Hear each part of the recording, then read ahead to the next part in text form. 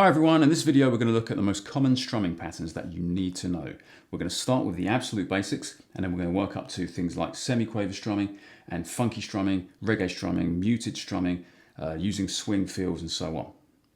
Just to recap on some previous points I made in one of my other videos about common strumming mistakes. People often use their elbow when they should be using a nice floppy loose wrist. Now you'll know if you're doing this right because when you're strumming your hand should stay roughly over the strings at all times. If you're moving from here to here, that's your elbow doing that. We don't want that. So let's take an E chord for example. My wrist should be nice and floppy and staying pretty much over the strings the whole time. Also I'm kind of flicking the strings down, but I'm doing the same thing in reverse on the up. I don't suddenly tighten up and pull my hand up. So keep relaxed all the time. You should have a nice floppy wrist. I'm also using a nice flexible pick because I don't want to have anything too heavy-handed.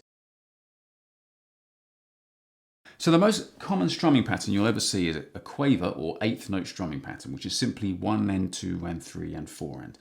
Like this, one down, up, down, up, down, up, down, up. 1 and 2 and 3 and 4 and. So the numbers are on the down strokes and the ands are on the upstroke. So let's take a chord of E again. So we're going to go down, up, down, up, down, up, down, up, but I'm counting numbers on the downs, ands on the ups. 1 and 2 and 3 and 4 and. Now simple though that sounds, that's actually the foundation of the most common strumming patterns you'll ever see.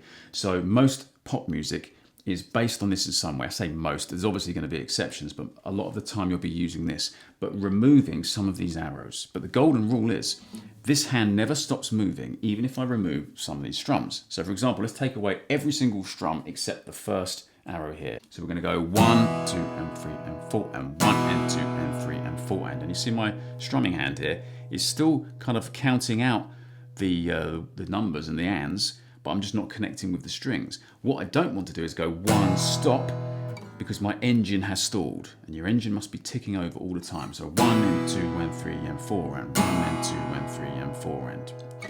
So let's take a really common example where we take the first and out, and I've left a little kind of ghost arrow so you can see where it was. So we now get 1, 2 and 3 and 4 and. It sounds like this. 1, 2 and 3 and 4 and 1, 2 and 3 and 4 and. You know, for example, I'm a Believer by the Monkees. I thought love was only true in fairy tales. 1, 2 and 3 and 4 and 1, 2 and 3 and 4 and 1, 2 and 3 and 4 and 1. And so on.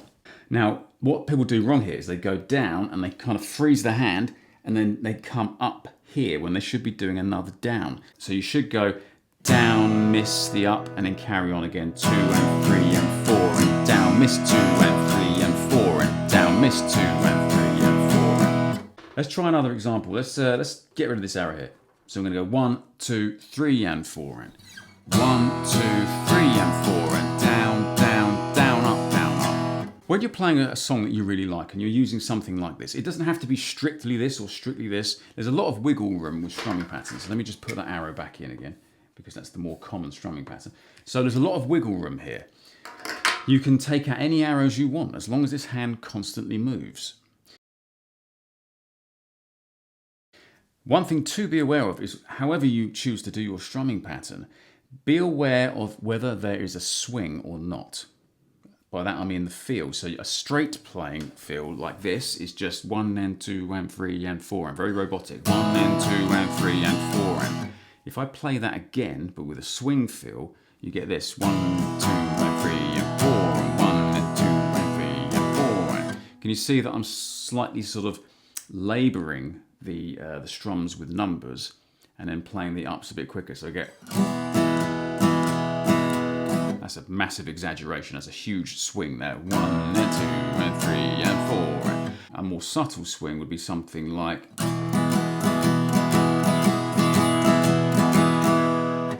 Takes a bit of practice, but the more relaxed you are, the easier that will feel. We're now going to try something that really messes some people up. We're going to take out one of the numbers, but leave most of the ups in place. So we're going to get 1, 2 and 4 and 1, 2 and 4 and. Now in my head, I still hear this missing and I still hear this missing 3. So I'm kind of hearing 1 and 2 and 3 and 4 and 1 and 2 and 3 and 4 and. I'm kind of whispering it in my head. I kind of feel it, and this hand just keeps bouncing all the time. This is going to be difficult if you're not used to this. What you'll do is your hand will probably try to stop moving, but we mustn't let it. Get it really floppy. If your hand is floppy, it kind of wants to bounce. If you're stiff like that, it wants to pull its own punches. Okay, so we're going to go again, chord of E. 1, 2, and miss up, down, up. 1, 2, and miss up, down, up. 1, 2, and miss up, down, up. If that feels clunky and wrong, I'm pretty certain I know what you're doing. You're probably going 1, 2, and then you're probably stopping here and then having to play this with a downstroke.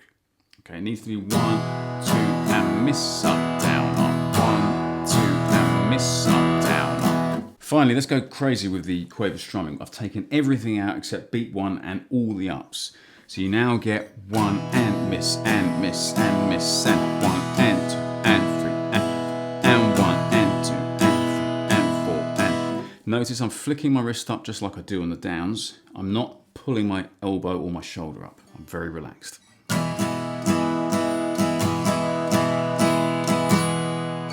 Sometimes when you're playing a Quaver rhythm that's really slow and it feels almost ploddy, like 1 and 2, and sometimes it's better just to do downs, 1 and 2, and that way you can then get more interesting when you learn about Semiquaver strumming later, and you can add ups in the gaps. You get 1E and a 2E and a 3E and a 4E and a, which we'll come to.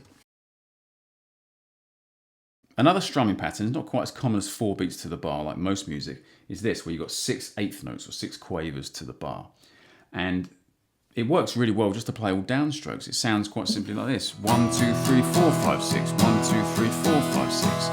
Now, if you do everything the same volume, it sounds kind of lumpy. So what we often do is accent beat 1 and 4, or at least maybe beat 4. And by accent, I mean play a little bit stronger. Or better still, play the other ones a bit softer. So you get this kind of thing. 1, 2, 3, 4, 5, 6. 1, 2, 3, 4, 5, 6. 1, 2, 3, 4, 5, 6. 1, 2, 3, 4, 5, 6. And sometimes I'll put a little flick with the wrist to get some ups in there. 1, 2, 3, 4, 5, 6. 1, 2, 3, 4, 5, 6. 1, 2, 3, 4, 5, 6. It's a bit more difficult, but it's all about having a nice floppy wrist. The second most common strumming pattern after Quaver strumming is Semiquaver strumming.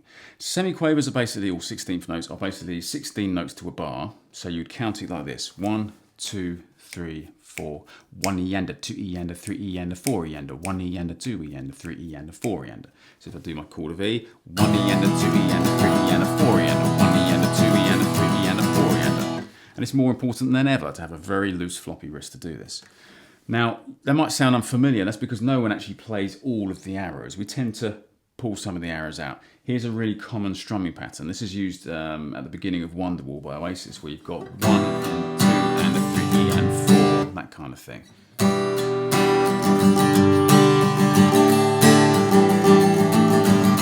And it goes off to a slight variation of this. But it begins with something like this. Now, this is really difficult to count. So instead of trying to play 1 and 2 and a 3E and 4, where you're going to be thinking too hard about counting to actually play, focus at first just on this bit, 1 and 2. So let's do a G chord this time, 1 and 2. The purpose of this and here, which some people leave out, and they just go 1, 2. The purpose of the and is to make sure that your hand keeps bouncing. If you take this out, people tend to do this. They tend to go down, stop, down, stop. And we want this down, bounce, down, bounce. So I'm going to actually play this. I'm going to go 1 and 2. And the reason I've made it a small arrow is it sounds less lumpy. If I just hit a couple of strings, maybe the low strings, I get 1 and 2, 1 and 2. The second part here is really difficult to count. We're just going to go digga digga da da, digga digga da da, or fligga diggy dee do, whatever. Digga digga da da. So 1 and 2, digga digga da da. 1 and 2, digga digga da da. Feel free to count it if you want. It's a bit harder. 1 and 2 and a 3E and 4. 1 and 2 and a 3E and 4. Now, that's really hard, so keep it very slow. 1 and 2 and a 3E and 4. And when you get to the end, as always, don't stop your hand. Put a little bounce, maybe a little ghost strum on the down. So you get 1 and 2 and a 3E and 4, miss. 1 and 2 and a 3E and 4, miss. And that will keep that rhythm going. Let's look at some basic funky strumming. So we're going to take a bar chord this time for a very good reason I'll show you in a minute. What I'm going to do is I'm going to play an A chord using an E-shaped bar chord. So I'm on the 5th fret. And the great thing about bar chords is it's very easy to relax the hand and get this percussive, muted sound. So now what I can do is I can get my engine ticking over, playing, say, semiquavers, 1 E ender, 2 E ender, 3 E ender, 4 E ender. And when I feel like it, squeeze this hand and get, or something more funky like,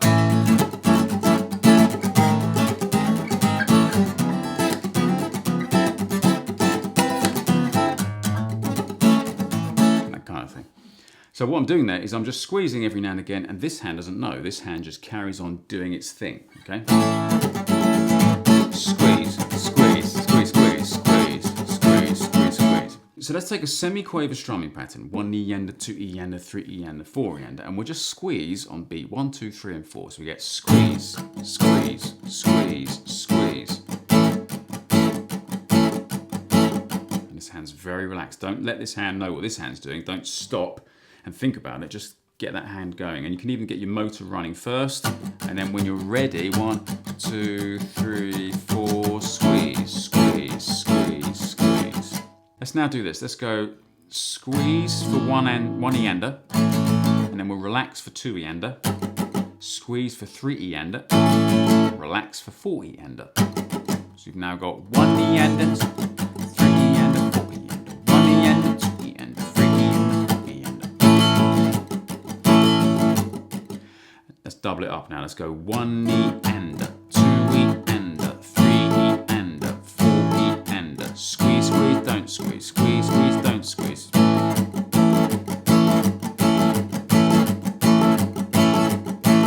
Okay, it's all about this hand. This hand does not know what's going on. It's just doing its thing.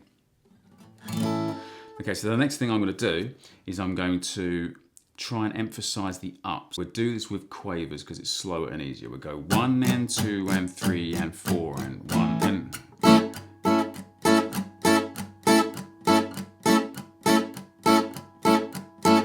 You'll often see semiquaver strumming written like this, where you've got a dash meaning a note and an X is meaning muted. So you get 1 E ender, 2 E ender, 3 E ender, 4 E ender. That's what we played earlier. Let's now try a more complicated semiquaver strumming pattern with some mutes in. It's going to sound like this.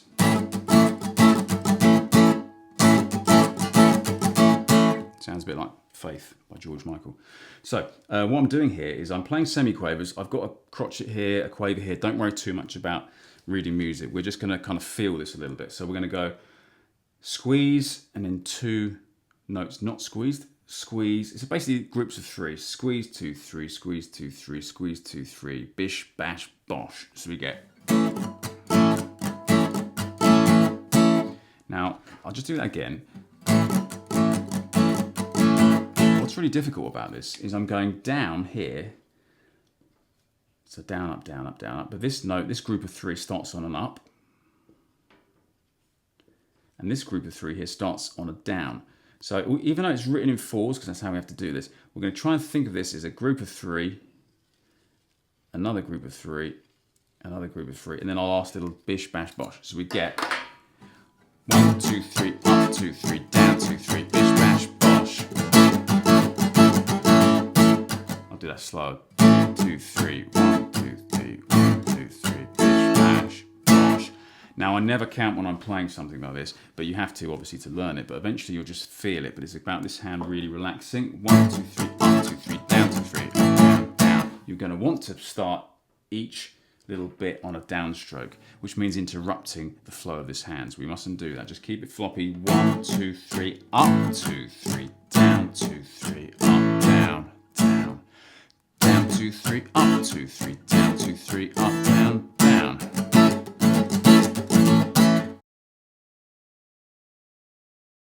Let's look at some reggae strumming now. With reggae, less is more. So what we don't want to do is tread on the toes of the other musicians. So we might do something like this. Miss, hit, miss, hit, miss, hit, miss, hit. All downstrokes. Now you can mute the miss notes and get, which is fine, but it kind of gets in the way of the keyboard player, especially if they're doing what's called the bubble rhythm. So we want to just go miss, hit, miss, hit, miss, hit, miss, hit. And this is called a skank rhythm. Okay, so the way you count it is 1, 2, 3, 4, 1, 2, 3, 4, or 1, 2, 3, 4, or 1 and 2 and 3 and 4 and a 1 and 2 and 3 and 4 and 1 and 2 and 3 and 4 and. You can do it on the up, 1 and 2 and 3, but it sounds a bit spiky, especially if you're playing with electric guitars. Now what we're going to do is we're going to add in a muted up strum. So we're going to get miss, down, up.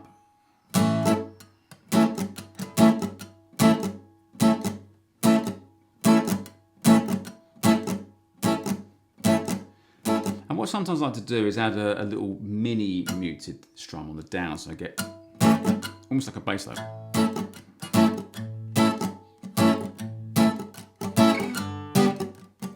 Let's now do the double skank. This is really difficult. A double skank is where basically I go miss, down, and then I play on the up. I also do a strum, but I have to squeeze twice. I don't do this. I don't go miss, down, up with one squeeze. I go miss, squeeze, relax, relax. So I get. I'll do that slower. Miss. Squeeze, squeeze, squeeze, squeeze. And let me show you how effective that is up to speed. I'll play, say, B minor and then an A. 2, 3, 4.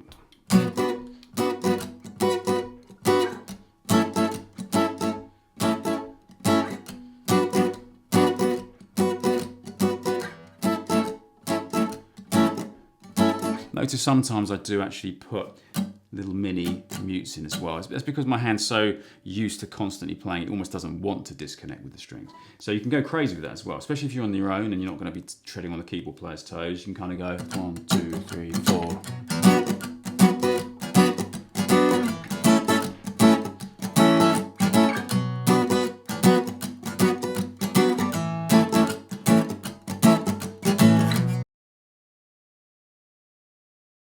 The last thing we're going to look at is really quite difficult, is triplets. Now, Quaver triplet is basically 3 strums in the space of 1 beat. So if the music goes 1, 2, 3, 4, and we wanted to strum triplets, we'd be going 1, 2, 3, 1, 2, 3, 1, 2, 3, 1, 2, 3. We sometimes count it 1 T, 2 T, 3 T, 4 T, 1 T, 2 T, because 1 T, T rolls off the tongue. 1 T, 2 T, 3 T, 4 T. A good example of triplet strumming is All My Lovin' by the Beatles, which is like a very fast 1, 2, 3, 1, 2, 3, 1, 2, 3, 1, 2, 2, 3, 4. Close your eyes and I kiss you, and so on. All you have to get used to there is the first group of 3 starts with a down, and the second one starts with an up. Then it starts with a down, then it starts with an up. So you get 1, 2, 3, up, 2, 3, down, 2, 3, up, 2, 3, down, 2, 3, up, 2, 3.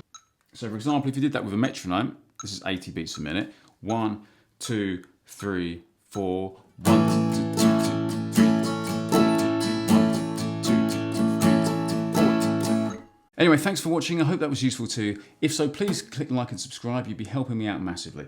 Thanks a lot, and I'll see you next time.